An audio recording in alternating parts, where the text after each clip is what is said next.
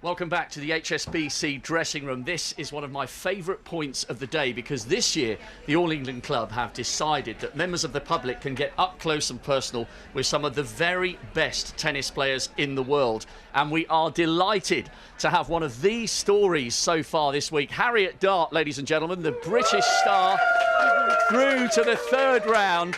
And she'll play Ash Barty tomorrow, the world #1 French Open champion. Harriet, your life must have gone bonkers in the last 24 hours. Yesterday, on court 12, was sensational.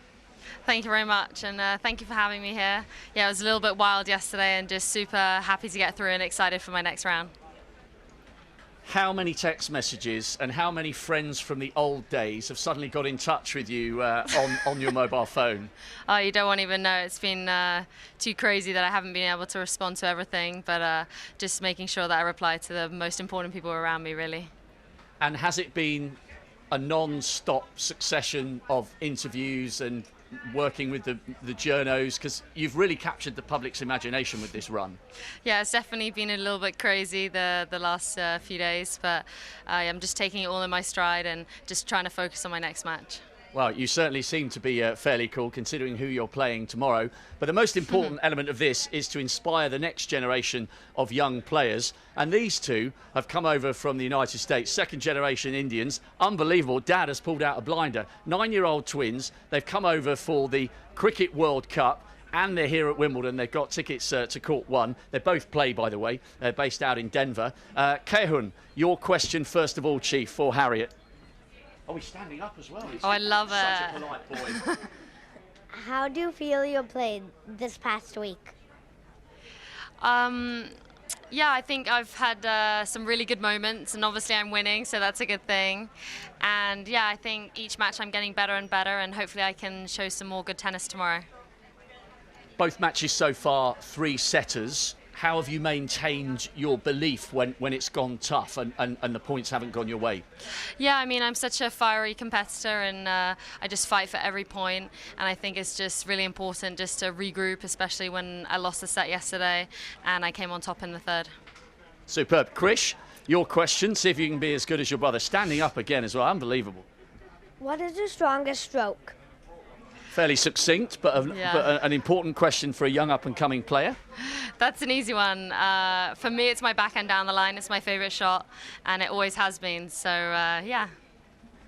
And yesterday was incredible. You've mentioned that you're quite demonstrative. Do you think that kind of works in your favour? Because I think that's one of the reasons why people have enjoyed this run, because they can see that you're living every single point. Yeah, I mean, you know, it means so much for me to be here. I've been so fortunate to get a wild card here, and you know, I'm just believing more and more in myself with each match. And yeah, I'm just, you know, I'm such a, like I said, a fiery competitor. I really want it, and yeah, I'm just hopefully I can keep on going.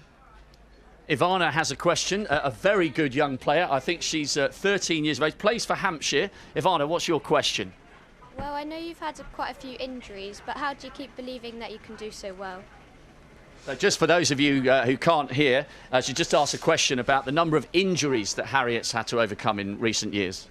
Yeah, this year's been particularly difficult with injuries. I've had 2 quite major injuries. I missed the French Open this year, and I missed one of the grass court tournaments leading up to Wimbledon. But yeah, I think it's just really positive to have, you know, I have a really good team around me, a good amount of people, and they believe in me. I believe in myself, and I think it's just about staying really positive in those tough times, and it makes all the good times a lot more worth it.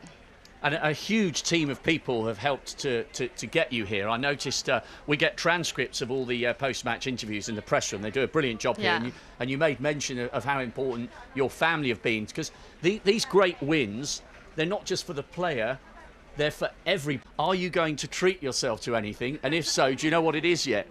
Yeah, I actually got asked this in my press conference yesterday. I saw a Celine bag. Another player had one when I was taking an ice bath yesterday, and I said to myself that I'd probably be buying one of them. What is that, a fancy handbag? It's a handbag, and I dread to think the price, but whatever, hey? Right, Matt, spin it back round here. if somebody from Celine handbags, which obviously sound very important, I've got 3 that I take with me every day. If somebody from Celine handbags is watching, Harriet Dart in the 3rd round at Wimbledon, world #1, I don't think you should have to dig into the prize money for that. And just finally, you've been a wonderful sport. It's great for members of the public to get this close to a player who's causing such a stir.